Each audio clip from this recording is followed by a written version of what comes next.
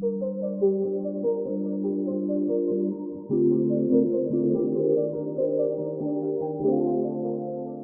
je vous présente trois personnes. Vous avez ici Valérie Montouillou. C'est bien Montouillou, hein, je me trompe toujours. D'accord. Amael Caillard, qui nous viennent du CNRS, de l'Université d'Orléans. Et ils vont se présenter plus largement et puis nous dire ce qu'ils représentent vraiment et dans quel axe ils travaillent sur le développement durable. Voilà.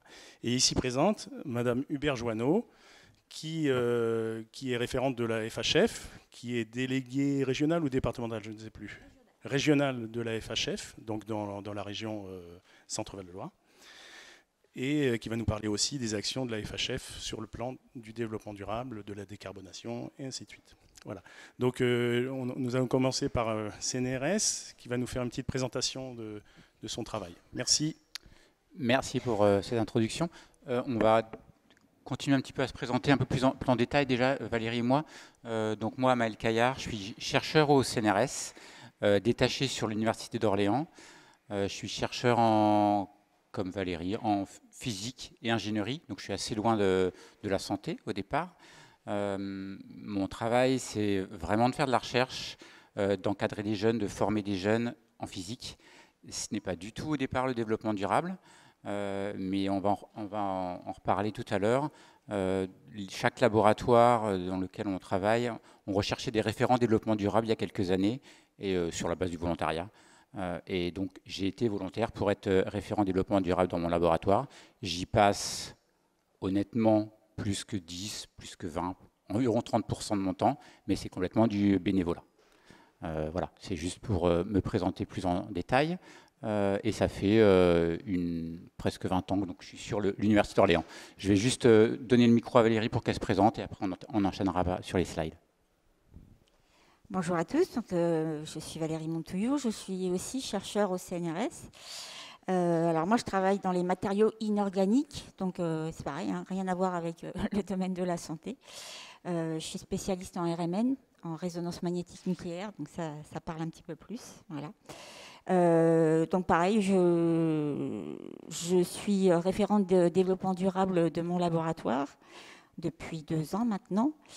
Et c'est du bénévolat. Alors effectivement, c'est beaucoup de temps passé, ça dépend des moments. Il y a des moments plus intenses que d'autres, mais voilà, on essaye d'y mettre de l'énergie pour l'instant. Donc on vous a préparé quelques transparents. Alors déjà pour présenter l'université, le CNRS, et puis ensuite on vous a présenté quelques transparents sur le collectif qu'on a créé un petit peu tous les deux. Au départ, on était chaque référent développement durable travaillait dans son coin, dans un laboratoire, et on a essayé de structurer tout ça pour regrouper plein de laboratoires et de façon à, on va y revenir, hein, échanger sur les pratiques et essayer d'aider ceux qui avaient un peu plus de mal dans chaque laboratoire sur ces actions de développement durable.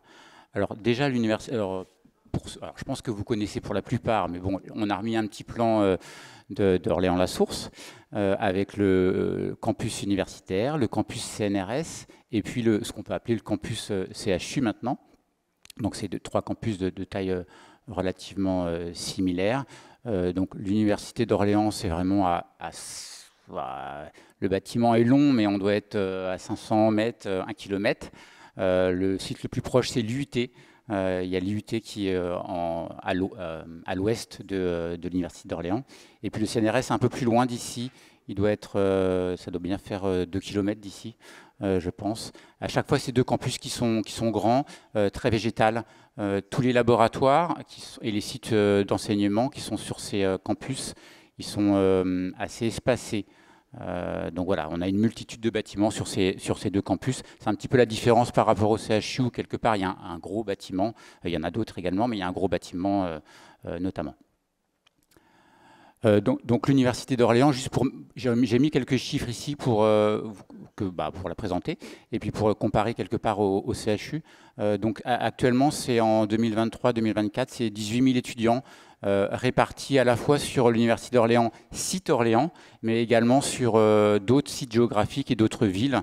Faut savoir que l'Université d'Orléans, elle est à Orléans, Bourges, Châteauroux, Issoudun, Chartres. Il y a énormément d'antennes. On a à peu près 2000 personnels, enseignants-chercheurs, enseignants-chercheurs et personnel BIATS. Donc c'est, si j'ai bien compris, 2 fois moins que le CHU. Vous êtes environ 5000, je crois, personnel ici. On a 3 unités de formation qu'on appelle UFR, formation et de recherche. Donc une qui est plutôt orientée droit, économie, gestion, une plutôt autour de les lettres, langues, sciences humaines, et une côté sciences et techniques. 4 IUT répartis à Orléans et sur les antennes. L'INSPE pour la formation, une école d'ingénieurs, Polytech, une école universitaire de kinésithérapie que vous devez certainement connaître, et puis maintenant un département de formation médicale, dont vous en avez entendu parler, je pense, plus récemment. Il y a plusieurs unités de recherche sur l'université d'Orléans, 9 unités de recherche mixtes. Alors mixte, ça veut dire qu'il y a 2 tutelles en général, voire 3 tutelles. Donc par exemple l'université avec le CNRS, ou l'université avec le BRGM, ou l'université avec l'INRIA. Enfin, voilà, il peut y avoir plusieurs tutelles. Il y a des équipes propres à l'université, donc équipes propres de recherche et d'enseignement supérieur et de la recherche. Et on a 5 écoles doctorales. Un petit point également sur le CNRS. Donc le CNRS, c'est le 2e organisme de recherche au monde. Donc très gros organisme de recherche. Il y a plus de 1000 laboratoires qui sont répartis en France, et puis même on a quelques laboratoires à l'étranger, un budget conséquent, plus de 30 000 agents. Le CNRS est réparti par institut thématique. Vous avez, alors on ne le voit pas très bien ici sur la petite image en bas à droite, mais on a des instituts biologie, chimie, écologie, environnement, ingénierie, mathématiques, nucléaire et particules, physique, sciences humaines et sociales, sciences informatiques, terre et univers. Donc voilà, à chaque fois c'est des instituts thématiques. Désolé pour la qualité, on ne voit pas très bien ce qui est indiqué. Et puis le CNRS est aussi structuré en délégations régionales.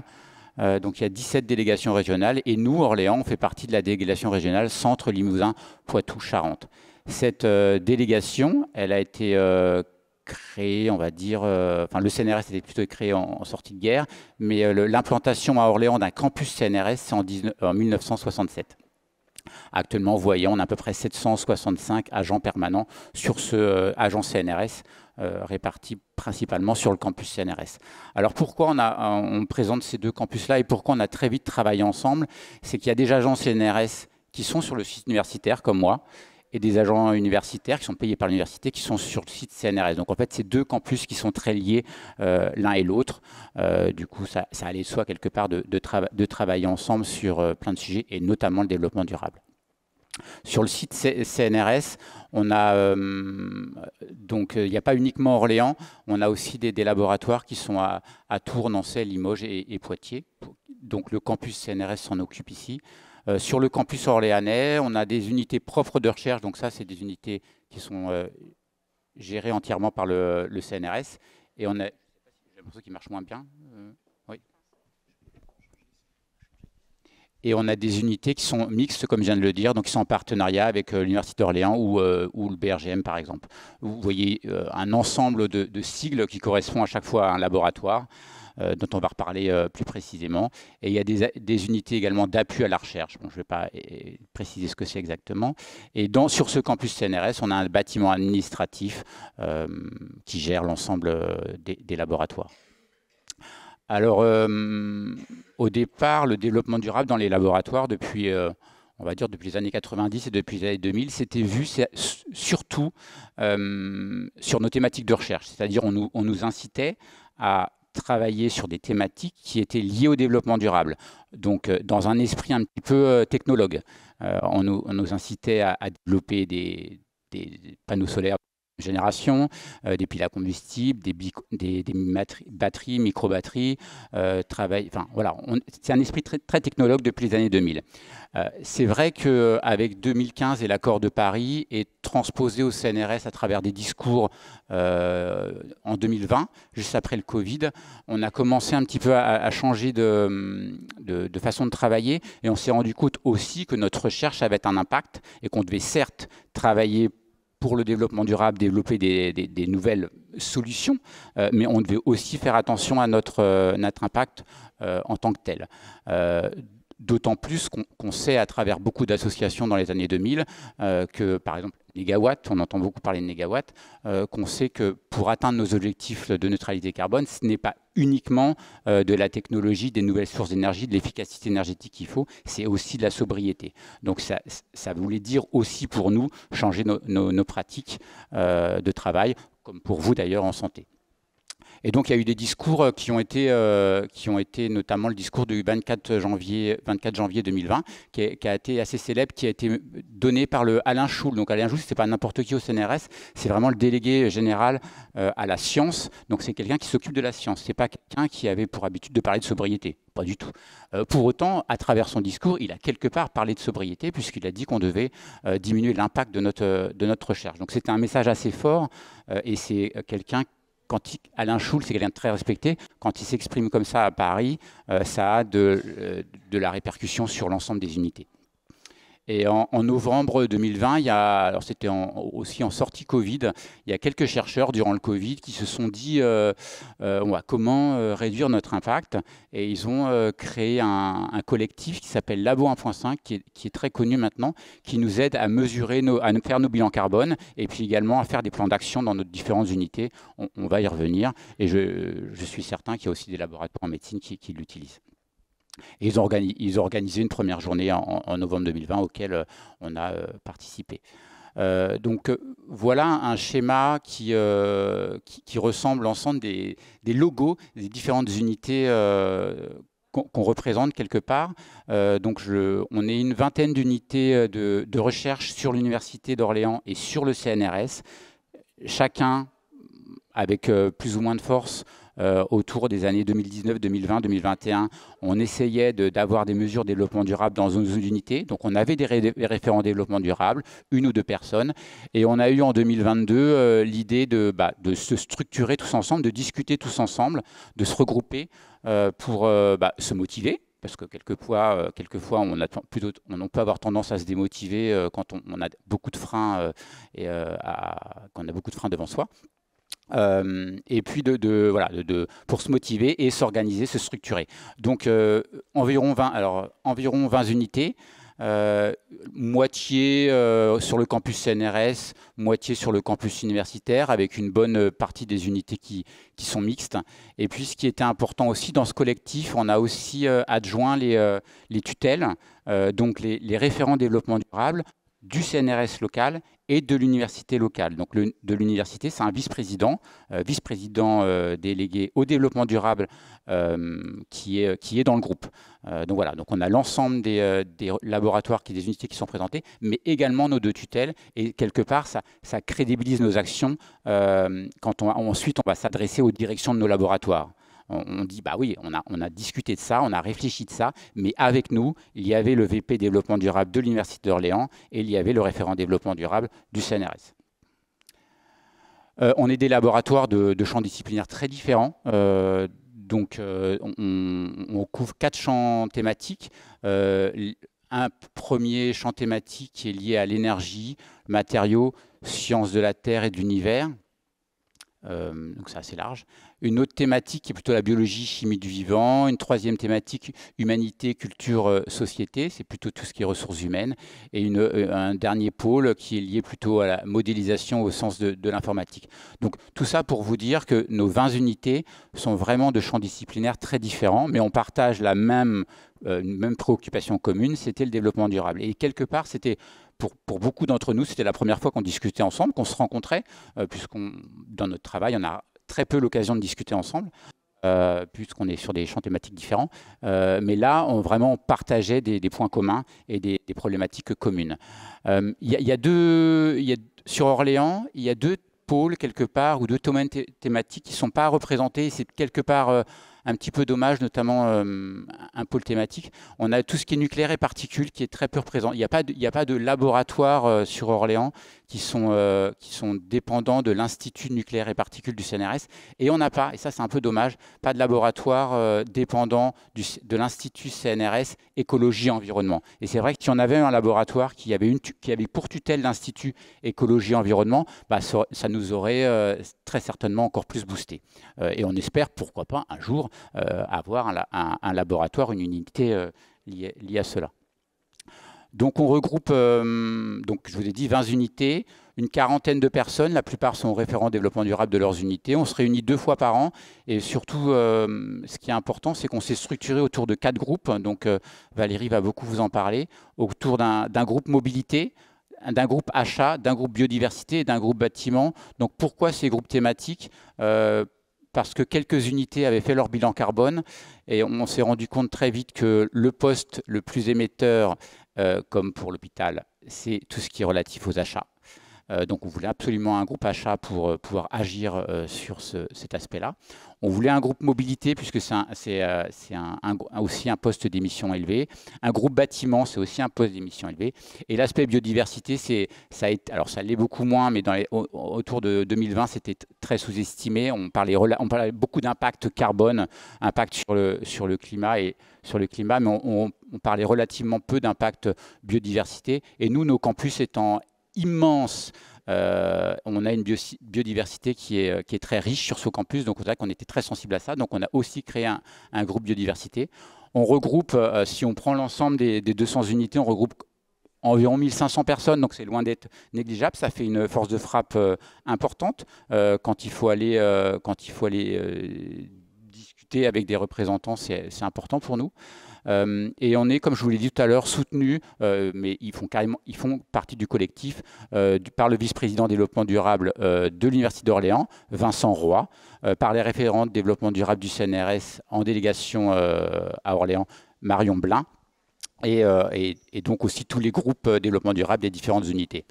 Alors, nos objectifs, c'est en 2022, quand on a été créé, c'était surtout d'échanger sur nos actions, nos pratiques. Certaines unités avaient des pratiques très avancées, avaient déjà fait des BGES, des bilans de gaz à effet de serre, d'autres moins. Donc, les laboratoires qui sont plus avancés aident les laboratoires qui sont un peu moins avancés à faire leur BGES. Certains laboratoires avaient déjà réfléchi à des plans d'action, donc on aide aussi les laboratoires à élaborer certains plans d'action. On s'entraide, on se motive entre nous, puisque des fois c'est assez difficile d'être convaincu de ça, et puis dans un laboratoire on a des intérêts assez divergents, donc on peut être très vite démotivé, donc c'est très intéressant de travailler tous ensemble pour rester motivé. On essaie de mener des actions communes, et puis on essaie d'être force de proposition auprès de nos tutelles et voir des collectivités. Donc en bas, c'est juste pour vous dire qu'il y a quelques unités, quelques rares unités, notamment de l'Université d'Orléans, qui ne sont pas encore dans le collectif, mais qu'on espère intégrer bientôt. Et puis nos autres objectifs, donc c'est d'avoir un BGES pour chaque unité. Donc quand on a créé le collectif, on avait à peu près 2-3 BGES pour les unités. Maintenant, on commence à en avoir beaucoup. Vous pouvez nous dire ce que c'est qu'un BGES ? Alors, c'est un bilan des gaz à effet de serre, donc quelque part, ce qu'on a vu tout à l'heure pour la santé, le bilan carbone de nos unités. Donc, savoir combien de millions de tonnes équivalent CO2 on émet, et puis comment elles sont réparties. Est-ce que c'est principalement les achats, les missions, les déplacements domicile-travail ou le bâtiment ? Voilà, c'est ces aspects-là. On va en reparler juste après. Donc on mène des actions communes sur la mobilité, le bâtiment, les achats, la biodiversité. On a pour objectif à la fin de l'année, j'espère qu'on va y arriver, à essayer d'écrire une charte cadre, donc une cadre commune pour toutes les unités. C'est une opération assez compliquée puisqu'il va falloir que ça soit validé par chaque unité. Mais on ne désespère pas de le faire. Et puis on a aussi une journée de communication alors on a prévu de le faire tous les 2 ans. Donc on a fait notre première journée de communication en novembre, là où justement on a rencontré M. Boulin. Et donc voilà, pour communiquer à l'ensemble des unités de nos différentes actions. Donc du coup, on a des actions de communication externes. Bon, là, c'était juste pour dire qu'on va communiquer également de nos actions sur notre collectif en externe. Là, on avait carrément été au siège du CNRS à Paris. Et puis, on a fait cette journée de transition dans les laboratoires en novembre 2021, où on a réuni plus d'une centaine de personnes. On avait lancé des invitations donc, au GHT 45 et puis même au BRGM. L'objectif de cette journée, donc vous voyez le slide de présentation sur la droite, c'était de faire un état des lieux des mesures qui étaient faites dans les unités, c'était de réfléchir à comment rendre nos laboratoires plus vertueux. On y reviendra, je pense, dans la suite de la présentation et lors des discussions. Et puis on avait invité beaucoup de personnes des collectivités et puis beaucoup de personnes de l'extérieur pour essayer d'enrichir les discussions et puis de convaincre les collectivités. Voilà, je vais passer le micro à Valérie. Donc, on va vous parler maintenant à travers. Est-ce qu'il y a des questions déjà à ce stade-là? Non. Alors moi, je voulais juste faire une remarque parce que j'essaie de faire le côté hôpital aussi. Donc, je vous remercie. On voit que c'est déjà bien structuré, votre démarche développement durable. Je ne doute pas que ce sont quand même des gens qui sont bénévoles. À chaque fois, c'est des personnes bénévoles. Ce n'est pas leur cœur de métier. Et c'est un peu notre problématique aussi pour nous. Donc, il y a un comité développement durable représenté par Madame Brivet qui est ici, qui en est la directrice. Et sur chaque site je dirais du Loiret, des établissements de santé ou médico-sociaux, il y a des référents développement durable et qui ont assez peu de temps à y consacrer. Donc, c'est vraiment sur une volonté. Il y a notamment Marlite qui est ici et qui fait partie de ce comité et qui veut bien donner de son temps de temps en temps pour travailler ces sujets-là. Voilà. En tout cas, bravo, parce que je trouve que c'est déjà pas mal structuré. Ouais. Mais on voit qu'il y a une volonté de la gouvernance. C'est ce que je disais tout à l'heure. Il y a une volonté de la gouvernance. Alors, on pousse aussi, on pousse pour ça, et on pousse en nombre. Donc, ça aide. Le fait de s'être structuré à 20 unités, on est déjà vingtaine, voire 40 personnes. Donc, c'est clair, quand on va voir les gouvernances à 20 ou 40 personnes, c'est pas pareil que quand on y va tout seul. Donc, ça, c'est important. Et autre chose, on est tous bénévoles, certes. On est convaincu de ça, donc c'est pour ça qu'on donne de notre temps et de notre énergie. Mais on n'oublie pas qu'on peut se démotiver et qu'il va falloir à un moment donné que toute cette action soit reconnue. Donc on pousse aussi pour que ce soit reconnu à terme. Que ça ne soit pas non plus que du bénévolat. On veut que ça soit inscrit, et certaines personnes poussent pour ça, que ça soit inscrit sur nos fiches de poste, qu'il y ait un pourcentage qui soit indiqué et que ça soit valorisé. On peut, quand moi je suis CNRS, je fais on m'évalue tous les 2 ans, je dois écrire un rapport qui dit ce que j'ai fait. Je dis que je fais du développement durable, maintenant je le dis de plus en plus. J'ai conscience que l'impact pour l'instant il est faible. Mais je pousse pour que un jour ça ait un impact. Pour que ça ait un impact, ça veut dire pousser à travers nos rapports d'activité, mais ça ne veut pas dire que ça. Ça veut dire aussi essayer d'être un peu partout ou d'essayer de noyauter certaines structures décisionnelles. Par exemple, sur l'Université d'Orléans, il y a un schéma directeur qui est en train de se créer pour essayer d'avoir un label développement durable. Donc du coup, on essaie aussi d'intégrer cette réflexion, d'intégrer cette réflexion sur ce schéma directeur à l'horizon 2030, pour que ces aspects de développement durable soient bien présents dans la politique de l'université, et puis que les agents qui s'y impliquent soient aussi reconnus. Donc voilà. Et il y a aussi au CNRS, il y a les comités de sélection pour embaucher des jeunes chercheurs et jeunes chercheuses brillantes. On essaie aussi, alors personnellement je n'y suis pas arrivé encore, mais je pense qu'il y en a d'autres qui vont y arriver, à intégrer ces comités de sélection pour que ces questions de développement durable soient aussi présentes dans la sélection des personnes qu'on fait rentrer au CNRS.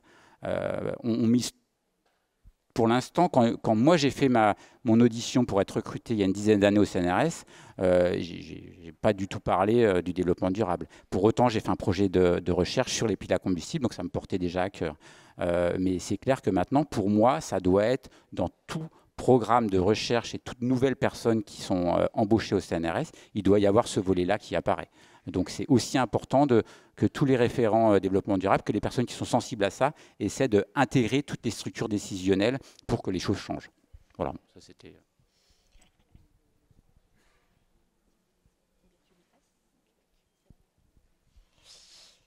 Voilà, donc je vais vous parler du petit groupe qui se consacre à la mobilité. Donc comme l'a dit Amael, en fait, quand on a commencé à faire nos bilans carbone sur les différents laboratoires, on s'est aperçu qu'un des pôles importants, c'était les déplacements au domicile-travail. Alors ça s'explique assez facilement par notre situation, hein. On est quand même situé en dehors d'Orléans, donc un minima, les gens ont quelques kilomètres à faire avant de venir. Donc, ce petit groupe de réflexion, on est 13 membres, on est répartis sur 7 laboratoires, donc ce qui est déjà pas mal, ce qui nous permet d'avoir, on va dire, des entrées dans les différents laboratoires.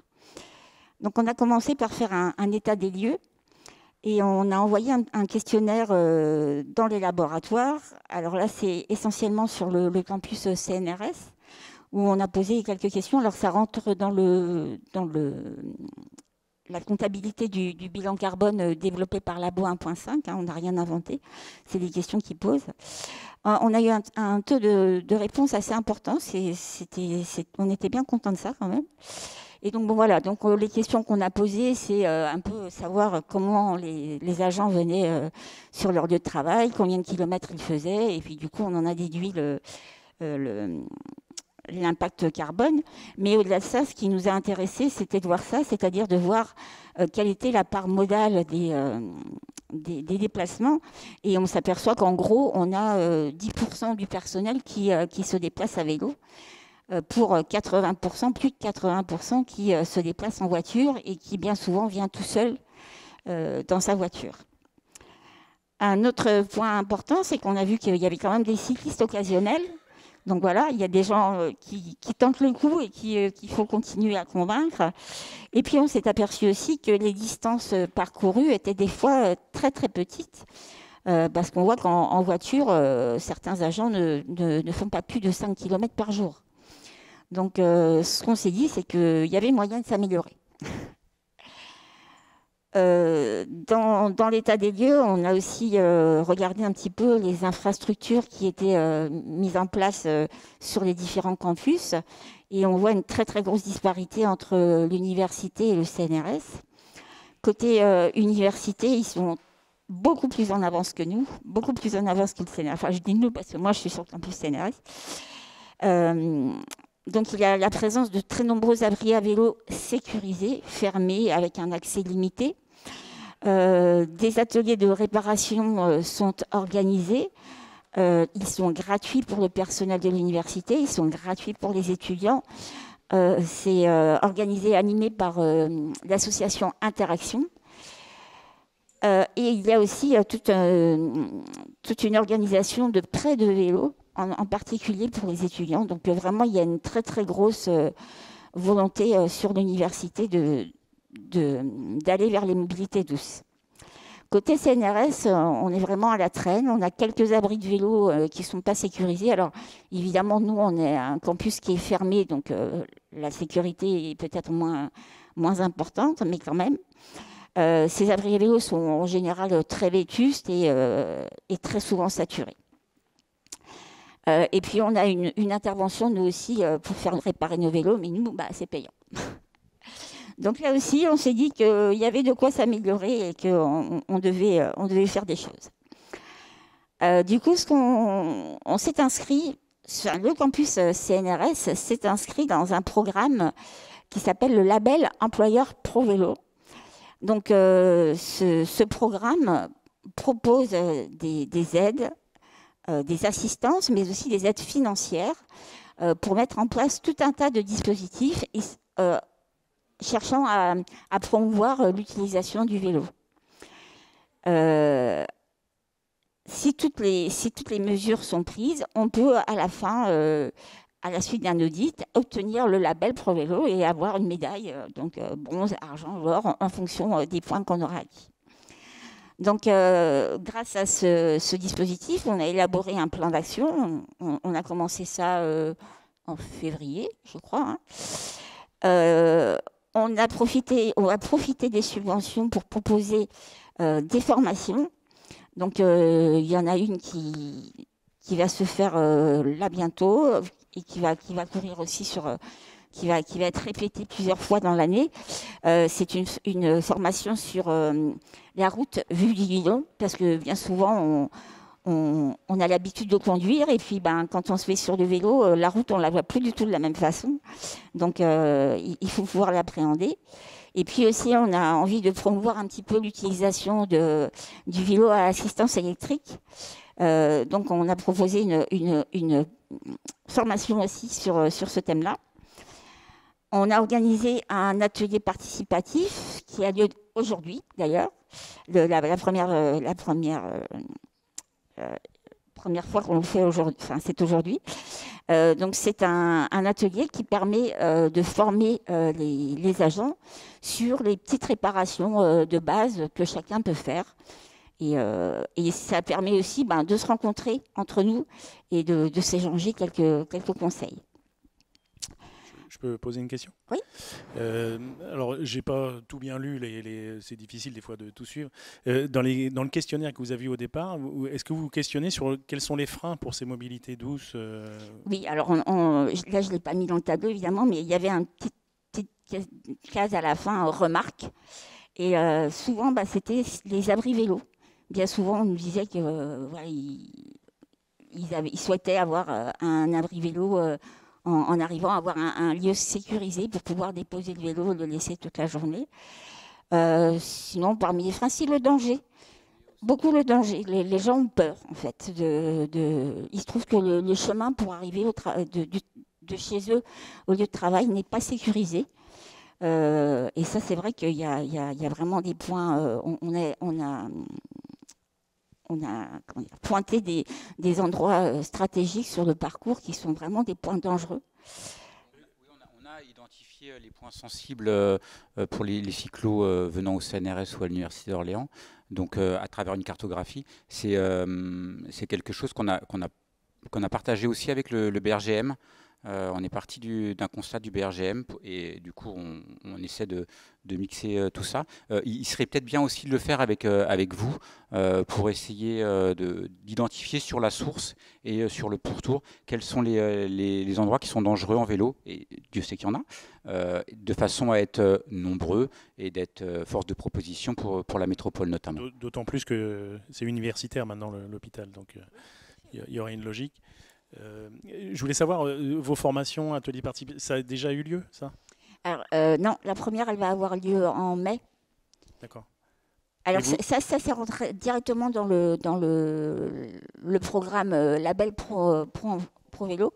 Donc, en fait, ce sont des formations. Ce programme nous propose des intervenants. Donc, on a toute une liste d'intervenants. On prend contact avec eux et c'est financé à hauteur de 40%. D'accord. Et vous savez déjà combien de personnes sont intéressées par ça? Alors, la première formation, on a lancé les inscriptions. La première formation, alors c'est ouvert en général à 10-15 personnes maximum. La première, elle est pleine. Et puis, pareil, l'auto-réparation de vélo, là, ça, on savait que ça marcherait bien. Et le jour où on a envoyé le mail, 2 jours après, c'était complet. C'est vraiment des choses que les gens qui s'intéressent. C'est plutôt rassurant. Oui, tout à fait. Le label employeur Pro Vélo, donc c'est quelque chose qui est organisé par la Fédération des usagers de la bicyclette, la FUB, qui est connue sous le nom de la FUB. C'est pas du tout pour que les laboratoires de recherche, c'est pour tous les employeurs privés, publics. Donc le CHU ou le GHT 45, ça dépend sur quelle dénomination vous voulez le faire, peut demander ce label. Je sais que le CHU de Tours est en train de s'engager dans cette démarche. Donc il y a un cofinancement qui est possible. Donc le CHU mettrait de l'argent, mais il recevrait de l'argent du dispositif soutenu par la FUB. Donc voilà, donc c'est quelque chose qui est vraiment ouvert à tout le monde et il y a du cofinancement possible. Et il y a un petit point juste pour ce label. Jusqu'ici, c'était conditionné au fait d'obtenir le label. Maintenant, ça ne l'est plus. Donc, c'est vraiment un dispositif qu'il ne faut pas hésiter à utiliser parce que ça donne des fonds, ça donne des idées, ça met en contact avec des formateurs. Et même si à terme, on n'arrive pas à obtenir la labellisation, c'est plus un problème, quoi. D'accord. Alors si je fais le pendant, côté hôpital, ce qui se passe sur les mobilités, donc Il y a eu ces dernières années un petit peu une analyse des mobilités des personnes ici. Il y a eu des tentatives de covoiturage, covoit de santé notamment, enfin plutôt axé pour les patients visiteurs, bon, qui n'a pas trouvé grand succès, qui s'est arrêté comme mesure. Après, sur les mobilités douces telles que les vélos, l'hôpital notamment s'est équipé de parkings sécurisés, donc ce qui est quand même important. Et voilà. Mais après, quand on questionne les gens, c'est beaucoup les infrastructures qui les inquiètent. Alors, il y a 3 choses. Il y a les infrastructures, il y a le temps de trajet et puis je ne sais plus lequel. Pardon ? Oui, la météo, mais ça c'est secondaire. Il suffit oui. Enfin, regardez le mois d'avril, maintenant il fait beau, puis le mois de mai il va faire beau. D'accord. Donc voilà, c'est beaucoup les infrastructures qu'il y a à travailler. Et puis après, les équipements qu'on met en place sur les sites, voilà, bornes de réparation de vélos en auto-réparation. Et puis voilà, donc on essaie, nous, d'avancer sur l'équipement de ces différents parkings sécurisés.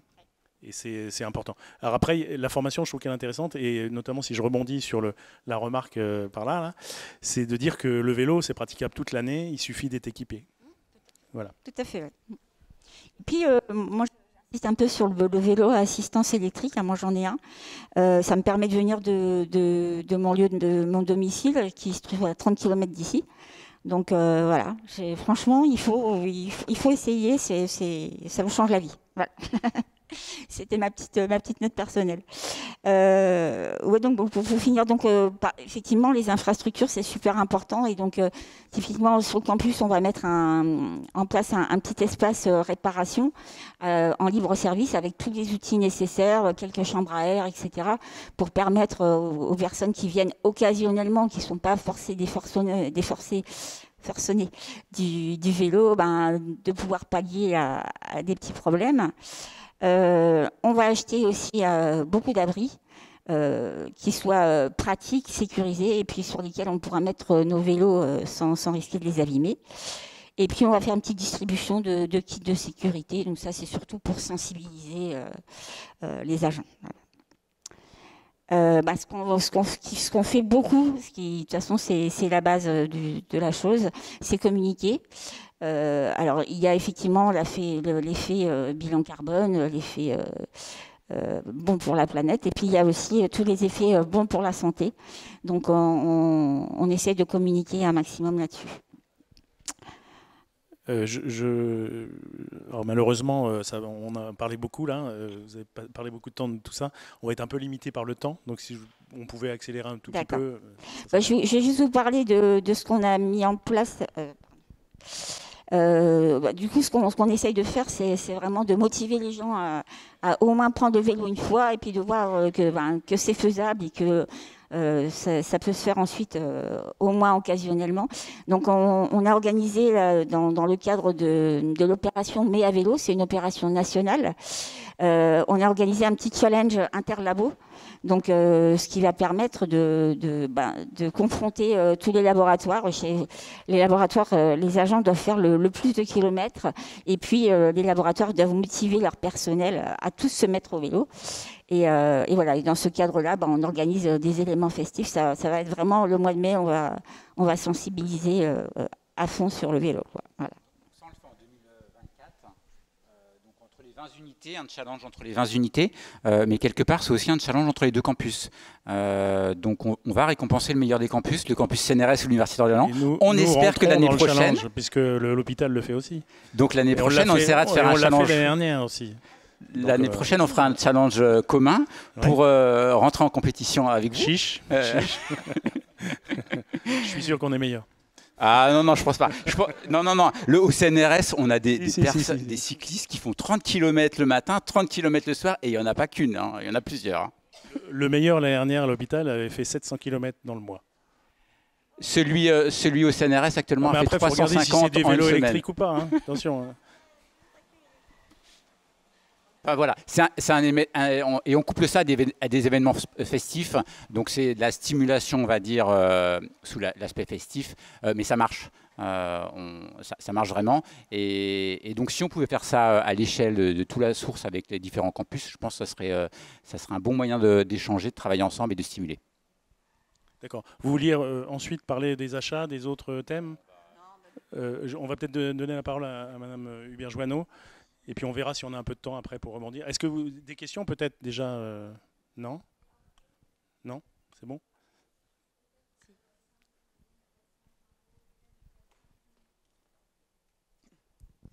Oui, quelle stratégie vous avez utilisée pour faire adhérer des gens à vos initiatives? Parce que nous, on essaye, enfin, on communique beaucoup, mais là, vous voyez, on n'est pas très nombreux. C'est pas la première fois qu'on organise ce genre d'événement. Est-ce que vous aviez une stratégie ou alors c'est que vos collègues sont déjà un peu prédisposés ou sensibilisés au développement durable?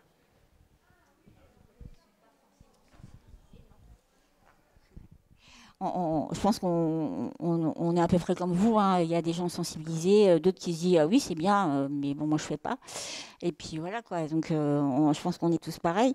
La force qu'on a, c'est qu'on a des référents dans chaque laboratoire et ça fait une granulométrie comme tu dis qui est beaucoup plus petite. Et moi typiquement je vois dans mon laboratoire, ben moi je vais voir les gens quoi.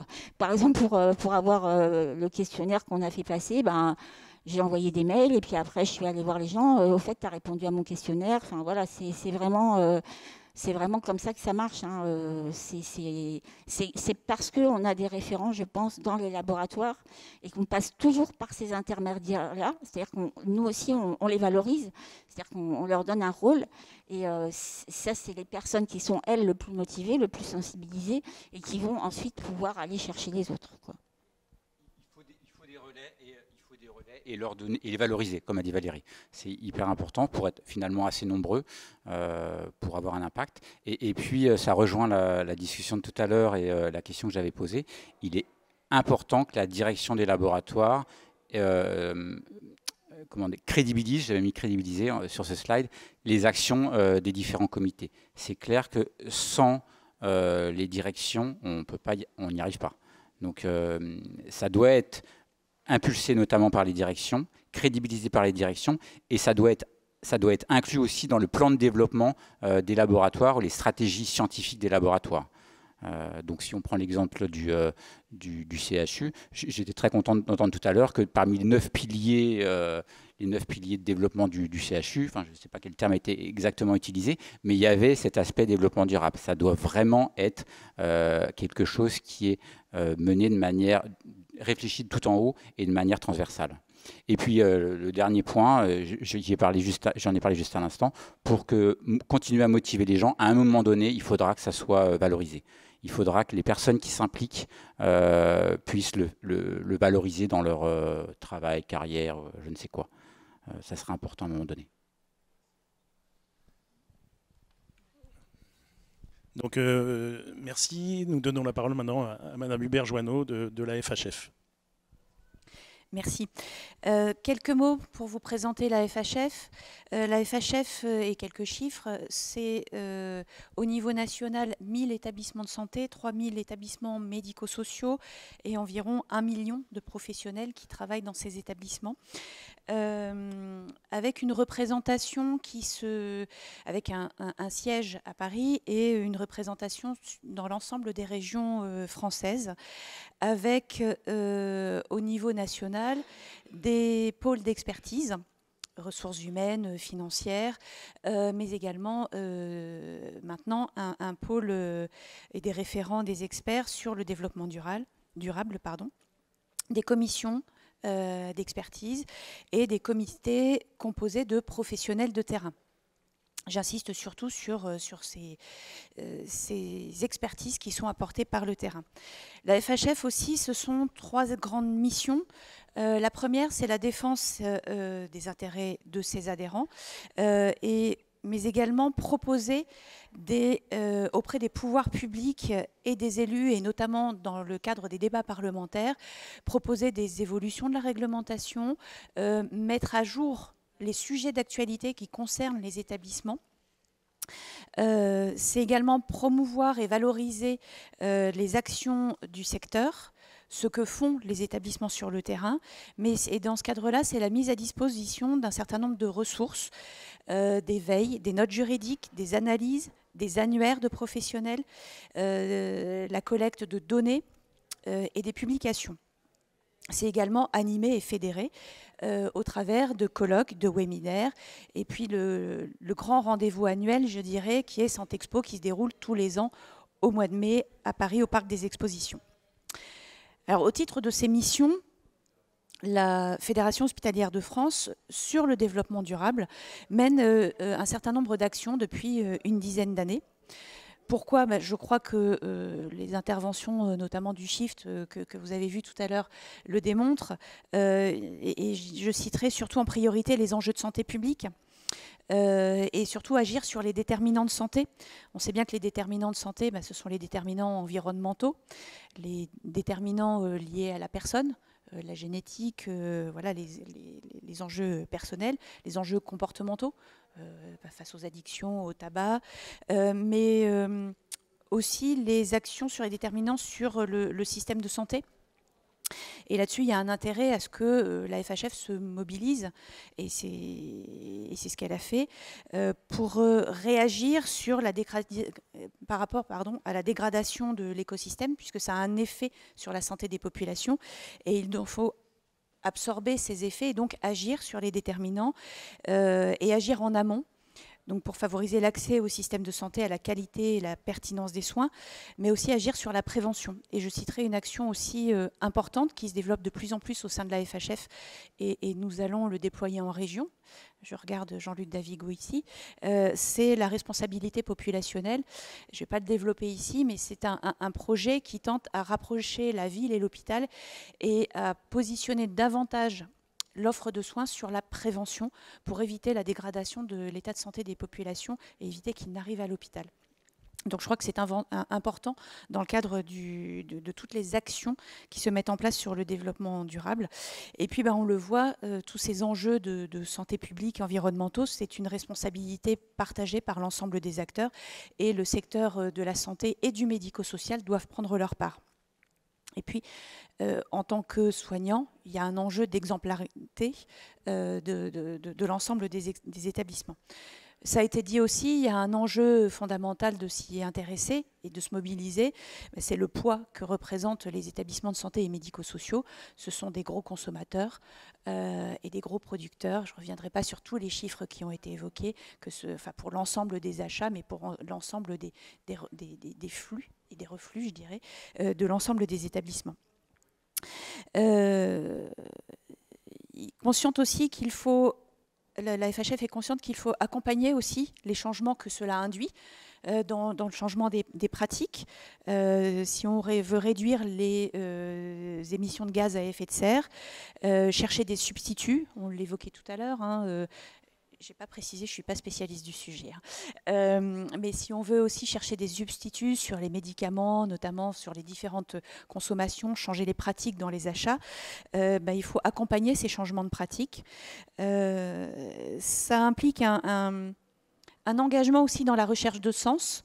Et on le sait très bien, on le dit beaucoup, les jeunes générations, elles ont besoin aussi pour s'engager dans les métiers, quels qu'ils soient, de sens. Et l'engagement dans toutes les actions de développement durable, c'est aussi une recherche de sens pour l'ensemble des professionnels qui vont exercer dans les établissements. Et on l'a vu, ils sont nombreux, au niveau national, plus d'1 million de professionnels. Et s'engager aussi dans toutes les actions de développement durable, ça a certainement un sens dans l'attractivité de nos établissements. Et on le sait tous, on est en recherche de professionnels. Et donc, c'est important de s'engager sur ces sujets-là pour l'attractivité de nos établissements. Donc on le voit, il y a un enjeu à agir concrètement, et pour l'ensemble de ces raisons et tout ce que j'ai cité, ce n'est pas exhaustif, la FHF s'est engagée sur ces sujets-là.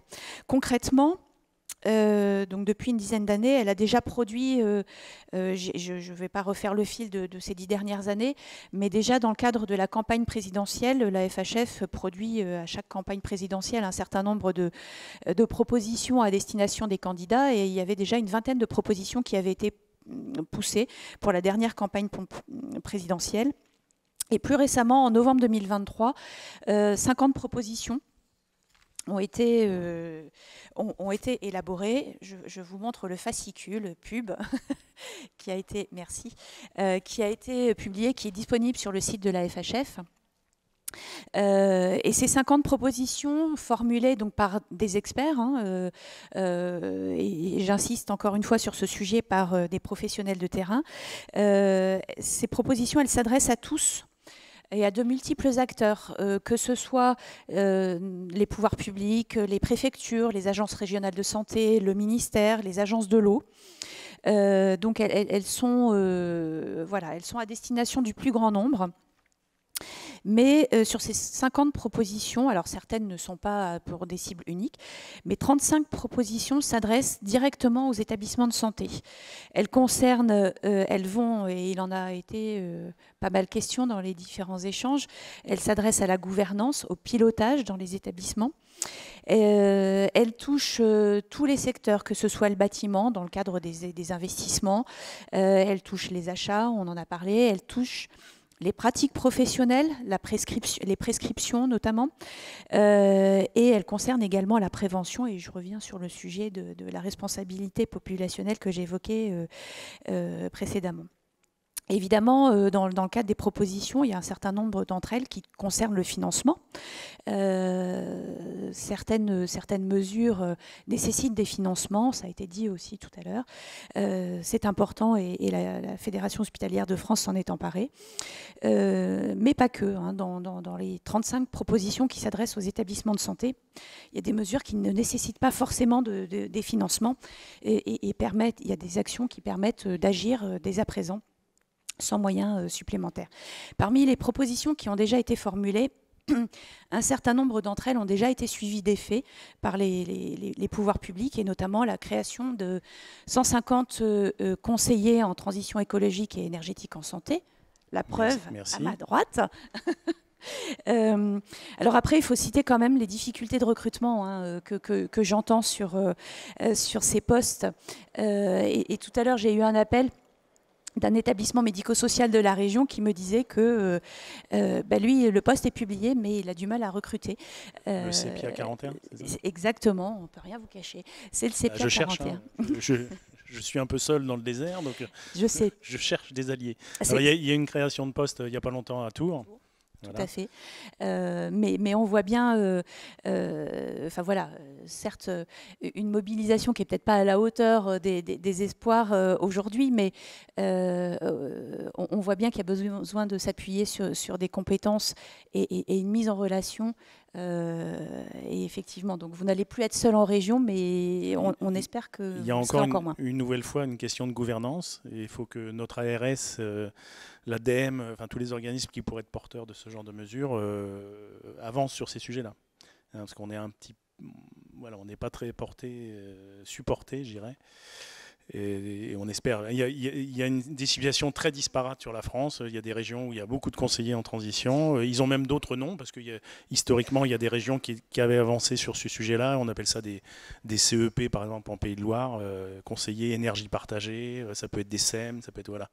Mais il y a une situation très disparate, très hétérogène sur le territoire.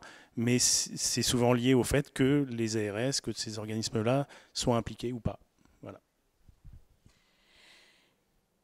Autre proposition qui a été mise en œuvre concrètement, c'est la création d'une base de données qui est gérée par l'ANAP et qui permet de recenser au niveau national l'ensemble des bonnes pratiques organisationnelles et qui devrait s'ouvrir courant 2024, sauf erreur de ma part, sur l'éco-conception des soins. Et donc là, qui devrait, parce qu'aujourd'hui, on est vraiment sur les pratiques organisationnelles, et donc il faut aller jusqu'aux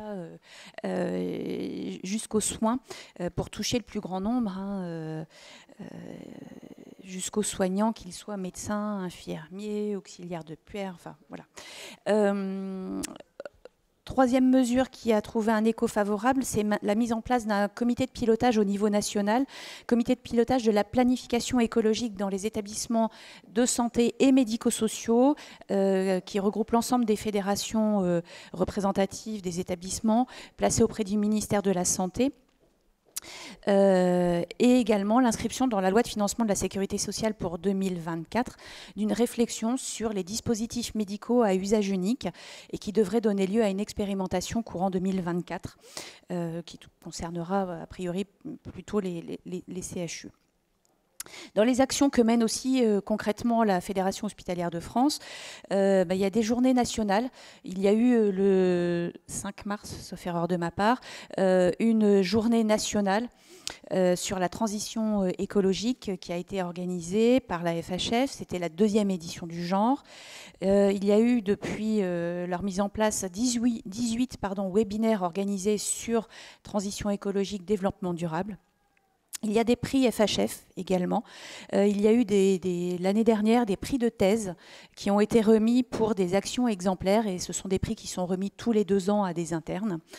Et tous les ans, à Santexpo, des prix de la transition écologique qui sont remis aux établissements ou GHT qui s'engagent dans des démarches exemplaires. On sait que le CHU d'Orléans est candidat cette année. Je sais qu'il y a une 50aine de candidatures pour Santexpo 2024. Donc j'espère que vous aurez ce prix. Voilà, donc des prix qui sont remis. Des publications également au travers des cahiers techniques hospitaliers et de la publication FHF qui s'appelle Gestion hospitalière. Et puis des partenariats au niveau national avec l'Agence nationale d'appui à la performance, l'ANAP, et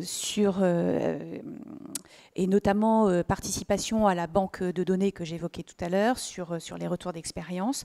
La formation également au travers de l'Agence nationale pour la formation hospitalière, la NFH, qui, en région, par exemple, a organisé 4 webinaires depuis le mois de janvier dernier, et le dernier était tout début avril, sur comment je m'organise au sein de mon établissement sur le sujet de la transition écologique, comment je mets en place un plan d'action, et ce, jusqu'à sa mise en œuvre.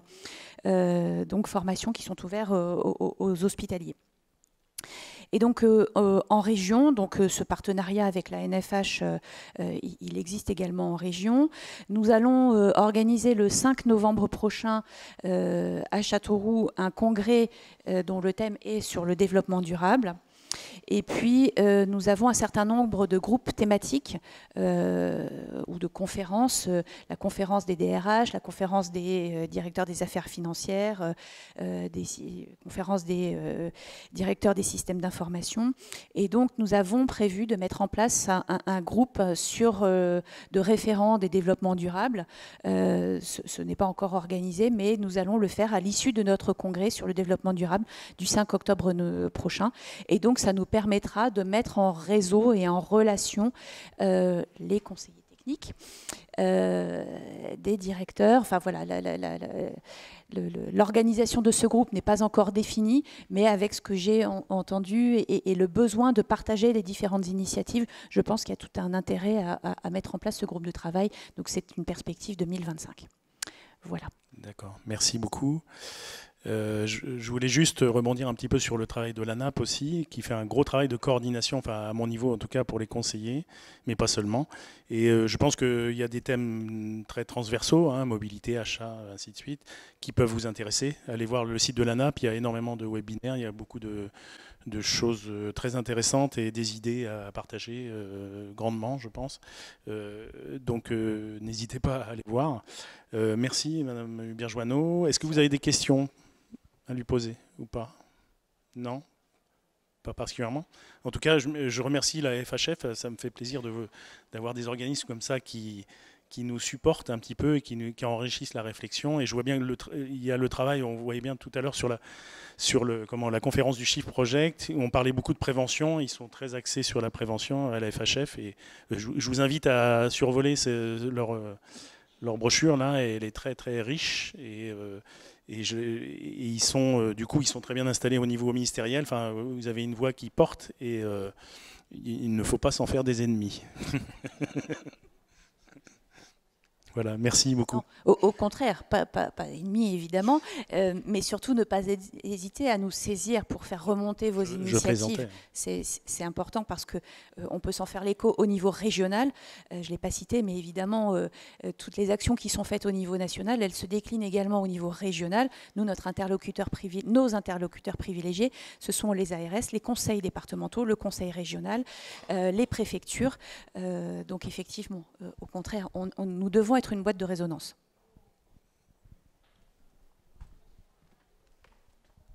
Oui, merci beaucoup. Merci pour toutes ces interventions. C'est une remarque et pas une question. C'est effectivement comme directeur, on est face à un changement culturel. C'est vrai que tout ce qui est accompagnement au changement est difficile. On joue sur les cultures des gens, sur leur façon de travailler, qui est parfois établie. On me répète à chaque fois, ça fait 20 ans que je travaille comme ça, je ne vois pas pourquoi je changerais. Donc tout le rôle du directeur, c'est d'aiguillonner pour effectivement accompagner ce changement de couture. Je ne parle pas de révolution culturelle, ce serait mal dit, mais en même temps, on a absolument besoin de faire évoluer les comportements et les façons de penser, les façons de travailler.